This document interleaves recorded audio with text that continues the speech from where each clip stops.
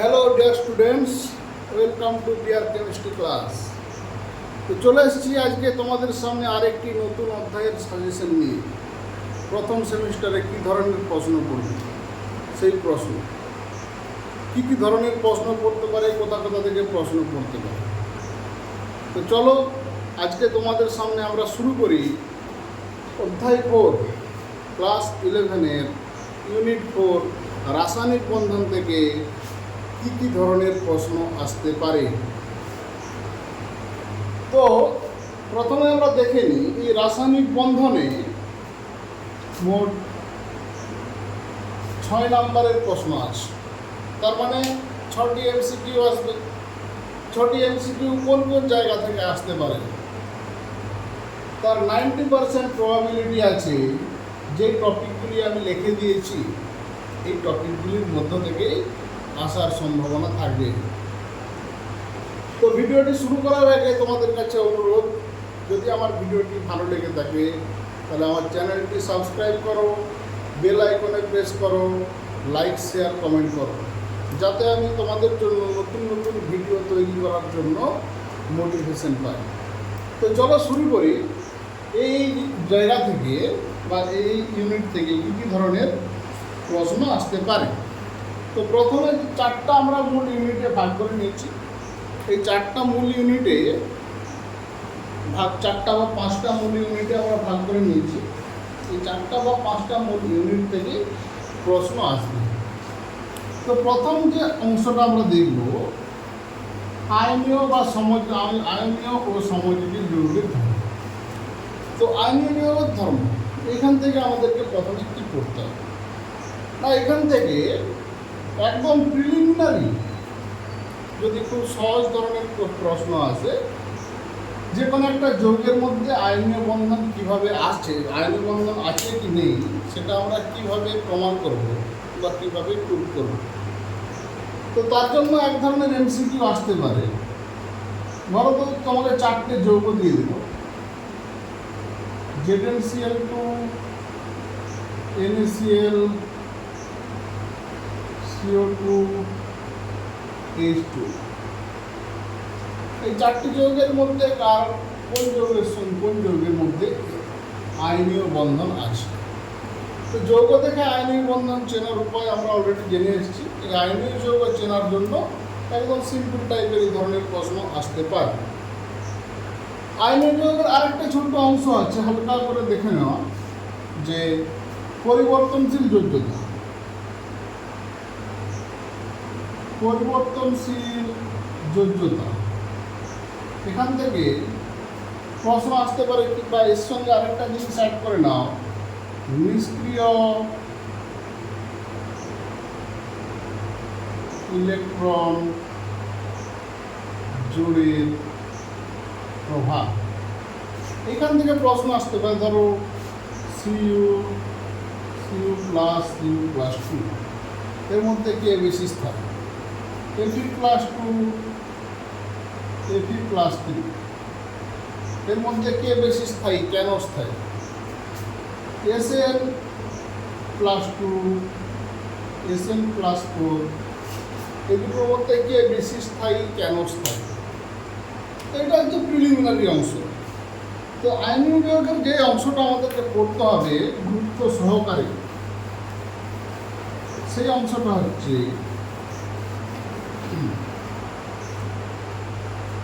আয়নীয় যৌগের ল্যাটিস শক্তি। এটা এখানে নতুনটা। ল্যাটিস শক্তি কী বা কাকে বলে একটু দেখে নাও।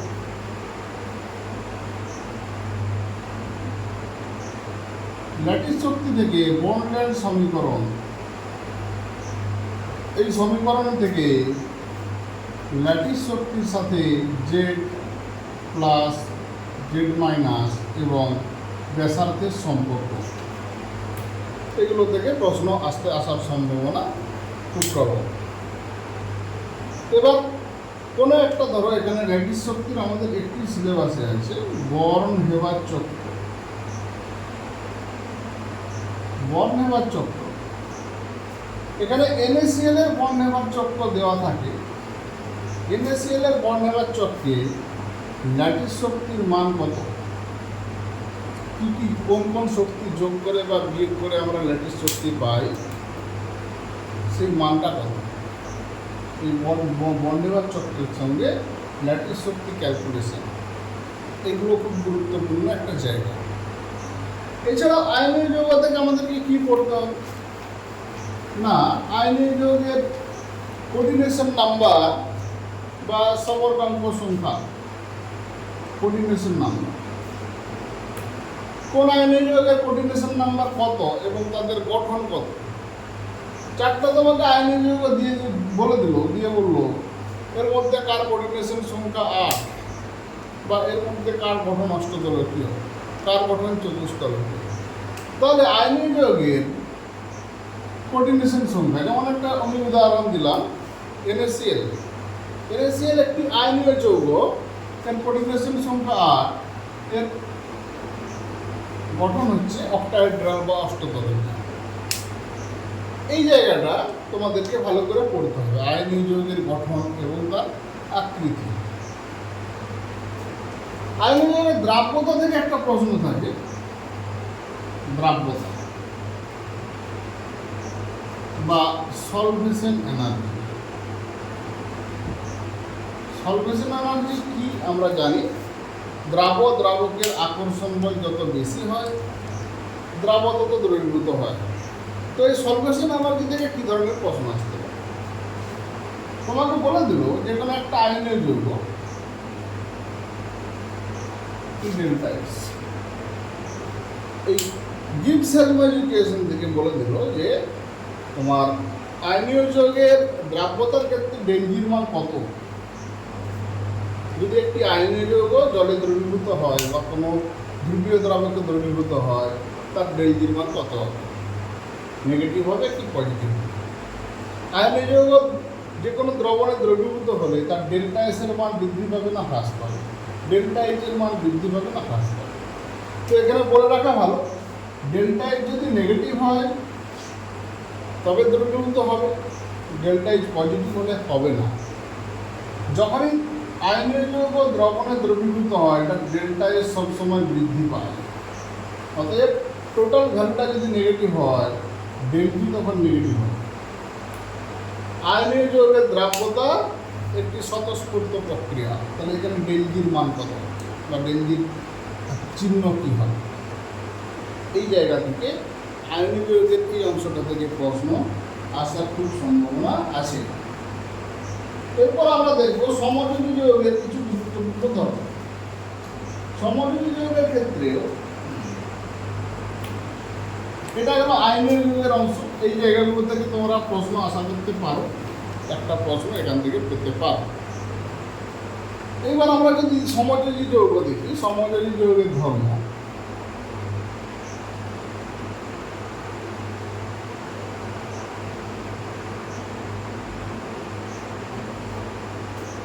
আচ্ছা, তার আগে আরেকটা জিনিস আমি মিস করে এলাম, ল্যাটিস শক্তি থেকে, ল্যাটিস এনার্জি থেকে আরেক ধরনের প্রশ্ন আসে। যার ল্যাটিস শক্তি বেশি তার আয়নীয় ধর্ম বেশি, বা ঘুরিয়ে বলতে পারি যার আয়নীয় ধর্ম বেশি তার ল্যাটিস শক্তি বেশি। এইখান থেকে প্রশ্ন দেয়, দুটি আয়নীয় যৌগ দিয়ে বলবে তার স্থায়িত্ব ব্যাখ্যা করো, তার স্ফুটনাঙ্ক বেশি বা স্ফুটনাঙ্কের ক্রম সাজাও, জলে দ্রাব্যতার ক্রম সাজাও। এই ধরনের প্রশ্ন আসবে। ধরো তিনটে আয়নীয় যৌগ তোমাকে দিয়ে দিল, দিয়ে বললো কার তাপীয় স্থায়িত্ব বেশি, বা সেখানে দেখতে হবে কার ল্যাটিস শক্তি বেশি, যে কার স্ফুটনাঙ্ক বেশি, সেখানেও ল্যাটিস শক্তির ভূমিকা আছে।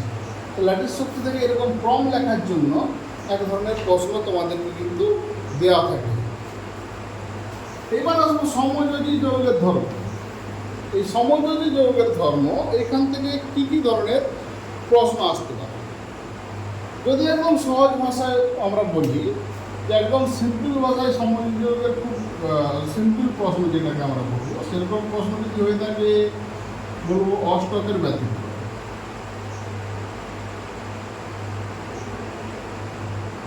অষ্টকের ব্যতিক্রম অষ্টকের ব্যতিক্রম দুই ধরনের হয়, একটা বর্ধিত অষ্টক আর একটা কী বলবো অষ্টকের ঘাটতি।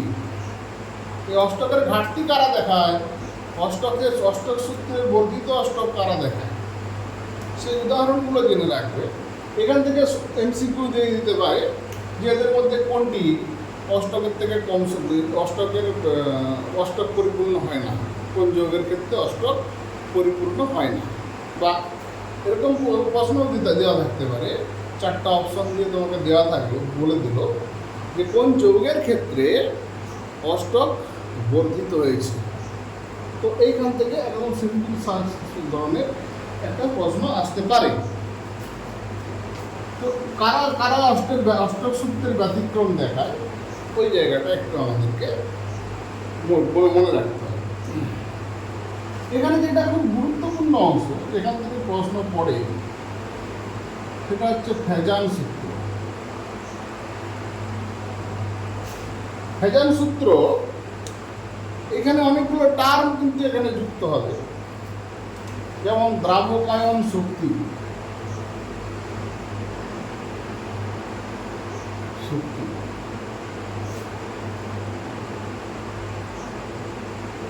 দ্রবীভবন শক্তি,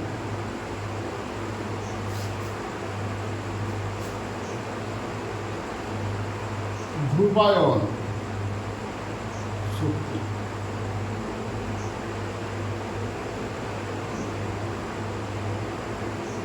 ধ্রুবীয়তা,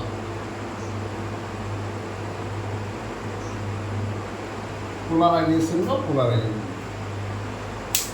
এই জায়গা থেকে এক ধরনের প্রশ্ন আসতে পারে, তোমাকে 3টে ক্যাটায়ন দিয়ে দিল বা 3টে অ্যানায়ন দিয়ে দিল, দিয়ে বলল যে এদের পোলারাইজেশন শক্তি বা দ্রাবকায়ন শক্তির বা ধ্রুবায়ন শক্তির ক্রম অনুযায়ী সাজায়, বা 4টে অ্যানায়ন দিয়ে বললো যে এদের ধ্রুবীয়তার ক্রম অনুযায়ী সাজায়। তো কীভাবে সাজাতে হবে সেটা আমরা ক্লাসে বলেছি, সেখান থেকে তোমরা ক্রমগুলো সাজাও।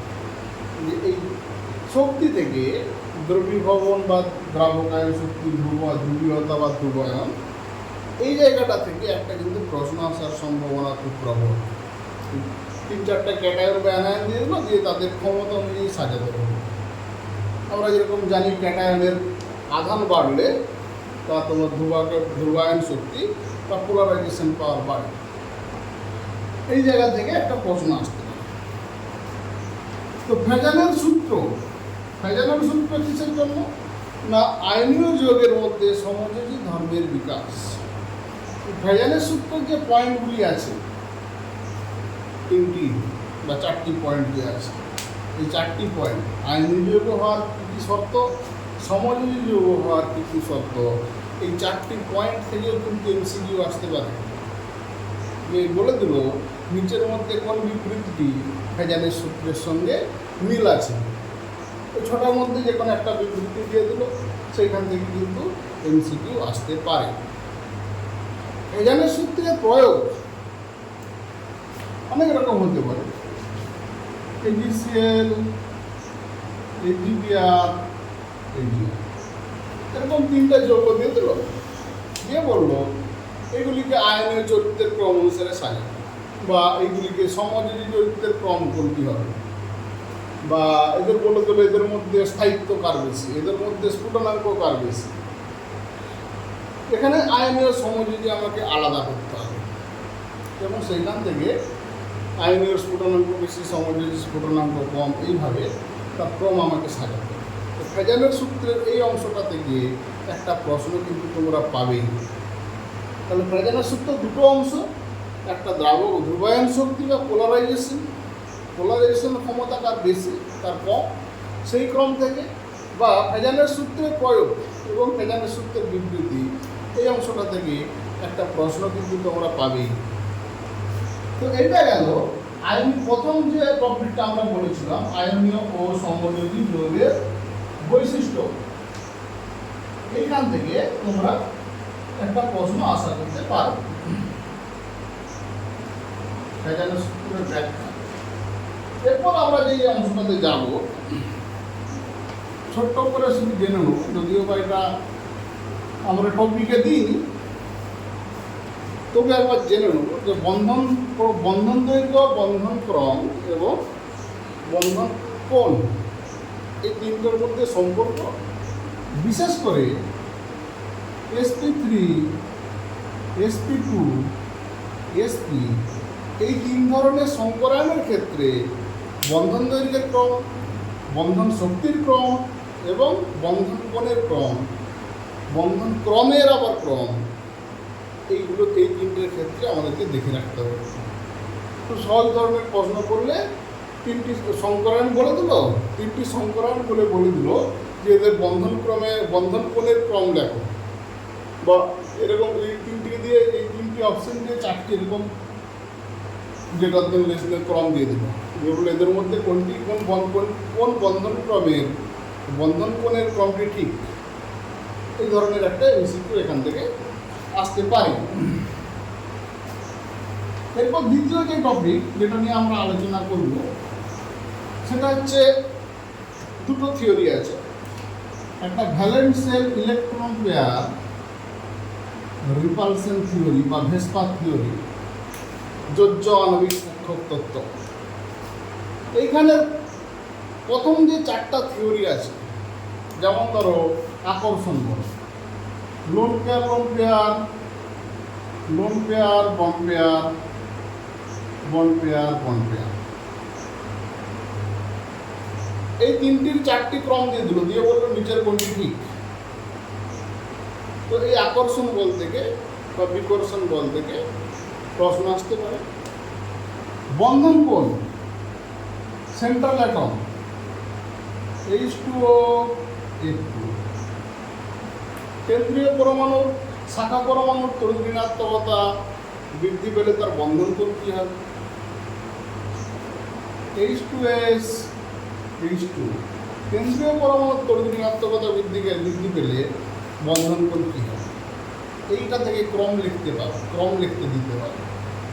তো বেশ করে যে চারটা থিওরি আছে, এই চারটা থিওরির উদাহরণগুলি ভালো করে আমাদেরকে জানতে হবে। এইটা গেলেই মোটামুটি ভেসপার হয়ে যাবে। এবার ভেসপার থেকে আরেকটা জিনিস আমরা জানবো যে তোমার কোনো যৌগের আকৃতি, সেটা আমরা ভিভিটি দিয়েও জানতে পারি, সেখানে ভেসপারে আকৃতিটা ঢুকাচ্ছি না, বরং এখানে একটা ছোট্ট জিনিস তোমরা দেখবে, ফর্মাল চার্জ, ফর্মাল আধান। ধরো O3 বলে দিল, O3 অণুতে ধরো তিনটে অক্সিজেন পরমাণু আছে, তো ABC বলে দিল যে O3 অণুতে এই ABC চিহ্নিত পরমাণুর ফর্মাল চার্জ কী হবে, চারটা অপশন দিয়ে দেব। তাহলে তখন যে কোনো একটা অণুর গঠন দিয়ে বা যে কোনো একটা অণুর নাম দিয়ে তখন তোমাকে গঠন আঁকতে হবে, তার গঠন দিয়ে বা তার নাম দিলে তার গঠন আঁকতে হবে। যদি গঠন দেওয়া থাকে কোনো সমস্যা নেই, তাহলে তার গঠন দিয়ে তার ফর্মাল চার্জ বা ফর্মাল আধান হিসাব করতে হতে পারে। এই জায়গা থেকে একটা এমসিকিউ আসতে পারে। তাহলে এইটা গেল ভেসপারের অংশ। ভেসপার থেকে এই অংশটাই মোটামুটি তোমরা পড়বে।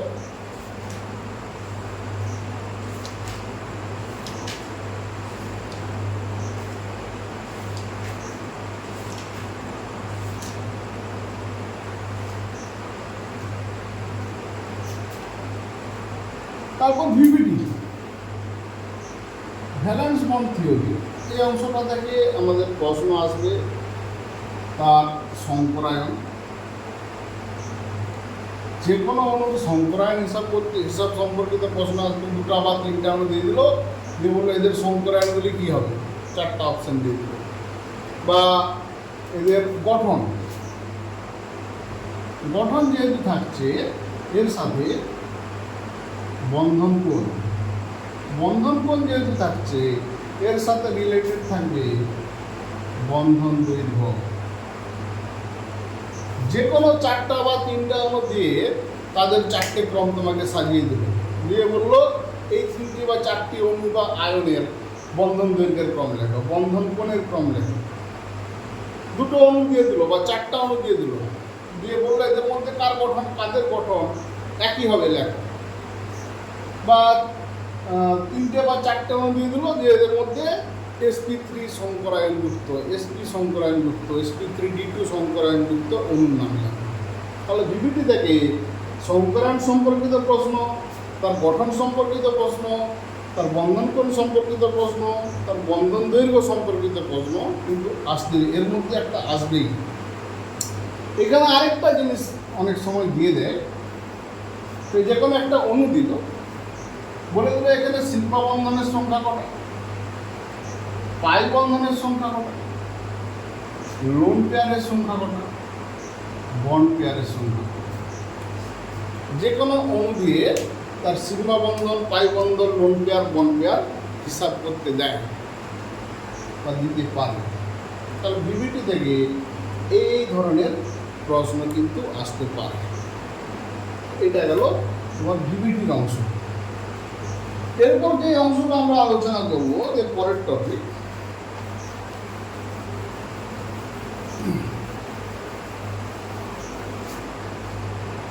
এর যে পরের টপিকটা আমরা আলোচনা করব সেটা হচ্ছে তোমার ডাইপোল মোমেন্ট।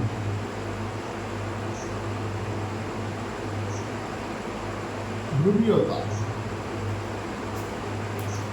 ধ্রুবীয়তার মধ্যে নির্ভর করবে তোমার দুটো বা তিনটে অণু দিয়ে দিল, দিয়ে বললে এদের মধ্যে ধ্রুবীয়তার ক্রম এইটি হবে, কোনটি হবে, তাদের ক্রম হিসাবে তোমাকে দিতে পারে। যেমন ধরো দিয়েছিল CH3Cl, CH2Cl2, CCl4,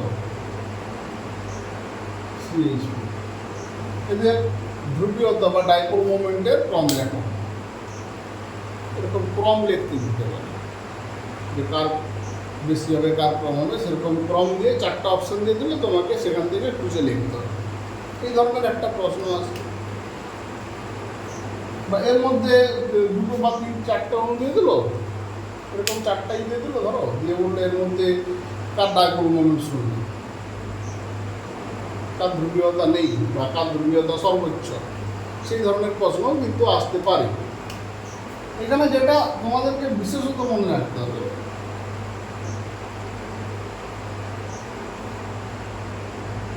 বেঞ্জিন দিয়ে যদি দিয়ে দেয়,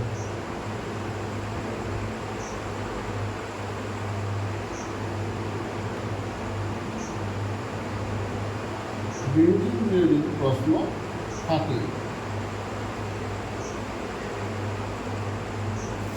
অর্থ মেটা প্যারা এদের ধ্রুবীয়তার ক্রম, এই ধরনের প্রশ্ন কিন্তু আসা খুবই স্বাভাবিক। বা এছাড়াও এছাড়াও অনেক ধরনের প্রশ্ন এখানে আসতে পারে। এখানে আমি একটা দেখালাম, বেঞ্জিনের থেকে অর্থ মেটা প্যারা দিয়ে এই ধরনের ধ্রুবীয়তার ক্রম কিন্তু লিখতে দিতে পারে স্বাভাবিকভাবে। এখানে আরেকটা জায়গা থেকে প্রশ্ন আছে যে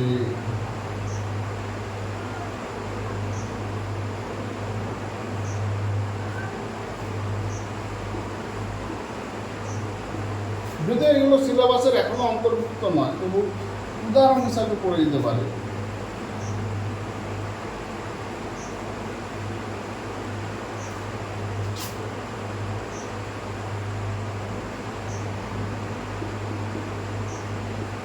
এটা সিলস, এটা ট্রান্স, এই সিল ট্রান্স থেকে তোমার ধ্রুবীয়তার ক্রম লিখতে দিতে পারে। ধ্রুবীয়তার ক্রম স্বাভাবিকভাবে এই প্রথম টাইপ এবং দ্বিতীয় টাইপ পড়ার সম্ভাবনা বেশি, তবু যদি এখানে পড়ে যায় সিলস বেশি হবে, ট্রান্স কম হবে, সেটা আমরা পড়াবার সময় দেখে এসেছি। তো ডাইপোল মোমেন্ট থেকে এই ধরনের প্রশ্ন কিন্তু আসতে পারে। ডাইপোল মোমেন্টের ক্রম, কার ডাইপোল মোমেন্ট আছে, কার ডাইপোল মোমেন্ট নেই, এবং ডাইপোল মোমেন্ট থেকে একটি গুরুত্বপূর্ণ অংশ মিউ সমান ডি ইন্টু ডি, এই যে সমীকরণ, এই সমীকরণ থেকে কিন্তু অঙ্ক আসবে। তোমাদের টেক্সট বইয়ে দু রকম বা তিন রকমের একটা অঙ্ক টাইপ আছে, ওই তিনটে অঙ্কের টাইপ তোমরা দেখে যাবে। ধরো HCl দিয়ে একটা আছে সম্ভবত, একটা দিয়ে আছে, এই দু তিনটা টাইপের অঙ্ক আছে, ওই অঙ্কগুলো কিন্তু দেখে যাবে। ডাইপোল মোমেন্ট থেকে অঙ্ক পড়ার সম্ভাবনা প্রবল উদাহরণের থেকে। এরপর হাইড্রোজেন বন্ধন, এইখান থেকে সহজ প্রশ্ন হলে আসার সম্ভাবনা খুব বেশি। যদি সহজ প্রশ্ন আসে, হাইড্রোজেন বন্ধন থেকে কী ধরনের প্রশ্ন আসতে পারে? না কার স্ফুটনাঙ্ক বেশি, কার স্ফুটনাঙ্ক কম, সেটা তোমাকে হাইড্রোজেন বন্ধন দিয়ে ব্যাখ্যা করতে হবে। বা এরকম তোমাকে বলে দিল NH3 জল, এই যে হাইড্রোজেন বন্ধন তৈরির ক্ষমতার ক্রম অনুসারে সাজা, কে বেশি তৈরি করতে পারে। বা এখান থেকে এই ধরনের প্রশ্ন দিতে পারে যে একটি অ্যামোনিয়া অণু সর্বোচ্চ কটি হাইড্রোজেন বন্ধন তৈরি করতে পারে, বা একটি জলের অণু কটি সর্বোচ্চ হাইড্রোজেন বন্ধন তৈরি করতে পারে, এই ধরনের প্রশ্ন আসতে পারে। এছাড়াও বেঞ্জিনের কিছু আইসোমার দিয়ে আসে, যেমন অর্থোনাইট্রোফেনল,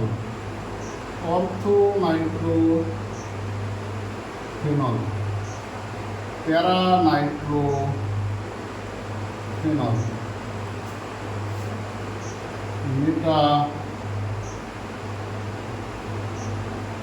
মেটানাইট্রোফেনল, এরকম তিনটে উদাহরণ দিয়ে দিল, দিয়ে বললো এদের কাদের স্ফুটনাঙ্ক বেশি।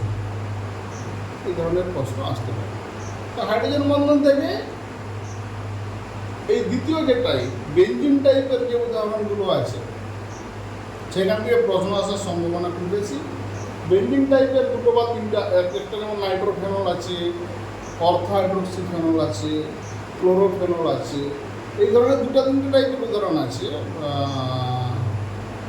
অ্যাসিটিক অ্যাসিড আছে, এই ধরনের 4-5টা উদাহরণ আছে। এইখান থেকে তোমরা ক্রমটা শুধু দেখে যাবে, সেখান থেকে প্রশ্ন কিন্তু আসার সম্ভাবনা থাকবে। এখানে আরেকটা জিনিস, যদিও আমরা এখন পড়িনি, তবু অনেক সময় প্রশ্নে দিয়ে দেয়, যেহেতু আমরা ভিভিটি পড়েছি, ভিভিটিতে সংকরায়নও পড়েছি, এখানে ধরো এই ধরনের কার্বন ঘটিত যৌগ দিয়ে দিতে পারে। কোথাও দ্বিবন্ধন আছে, কোথাও ত্রিবন্ধন আছে, কোথাও এক বন্ধন আছে।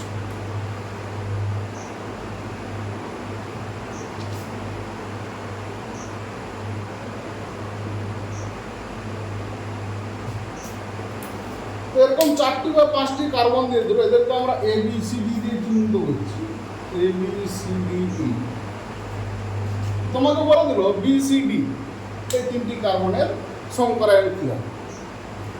তো এই ধরনের যৌগ যদি থাকে, এখানে সংকরায়ন বোঝার জন্য সহজভাবে মনে রাখতে হবে, দ্বিবন্ধনযুক্ত কার্বন যারা আছে তাদের সংকরায়ন হবে sp2, ত্রিবন্ধনযুক্ত কার্বন যারা আছে তাদের সংকরায়ন sp, আর এক বন্ধন কার্বন sp3। এই সংকরায়ন অনেক সময় হিসাব করতে দিতে পারে, যেহেতু ভিভিটির মধ্যে আছে। এরপরে যে টপিকটা আমরা আলোচনা করব, রাসায়নিক বন্ধনের, যেখান থেকে একটা প্রশ্ন তোমাদের আসবেই, সেটা হচ্ছে এমওটি, মলিকুলার অরবিটাল। এমওটির ক্ষেত্রে বলবো আমাদের 1 থেকে 10 পর্যন্ত সিলেবাস আছে। তো 1 থেকে 10 পর্যন্ত তোমাদের যেটা শিখে রাখতে হবে, যে ধরো N2 একটা অণু আমি ধরলাম, আমাদের মৌলিক দ্বিপারমাণবিক অণু সিলেবাসে আছে। তো N2 যেমন একটা উদাহরণ দিলাম। N2 ক্ষেত্রে কী কী জেনে রাখতে হবে? N2 এর এমো ইলেকট্রনিক কনফিগারেশন, মানে এমো ইলেকট্রনিক বিন্যাস। এখান থেকে তার জেনে রাখতে হবে বন্ধনক্রম হিসাব করা, বন্ধনক্রম কী করে হিসাব করা। এখান থেকে হিসাব করতে হবে তার ম্যাগনেটিক প্রপার্টি, N2। তাহলে N2 ক্ষেত্রে হিসাব করলে একইভাবে N2 সঙ্গে 3টে plus, N2 plus, N2 plus 2, N2 minus, N2 plus 2, 3টে minus, N2 minus, N2 minus 2, N2 minus 2। এদেরও সেম ইলেকট্রনিক কনফিগারেশন, বন্ধন ক্রম এবং ম্যাগনেটিক প্রপার্টি। এগুলো সমস্ত প্র্যাকটিস করে রাখবে। এখান থেকে অনেক ধরনের প্রশ্ন আসে, যেমন ধরো তোমাকে বলে দেব n2 plus n2 minus 2 n2 plus 2, এরকম 4টি আয়ন দিয়ে বলে দিল এদেরকে বন্ধন ক্রমের ক্রম অনুসারে সাজাও, বন্ধন দৈর্ঘ্যের ক্রম অনুসারে সাজাও, বন্ধন শক্তির ক্রম অনুসারে সাজাও, যে কোনো একটা ক্রম বলে দিতে পারে। এইরকম ক্রম থেকে কিন্তু প্রশ্ন আসবেই।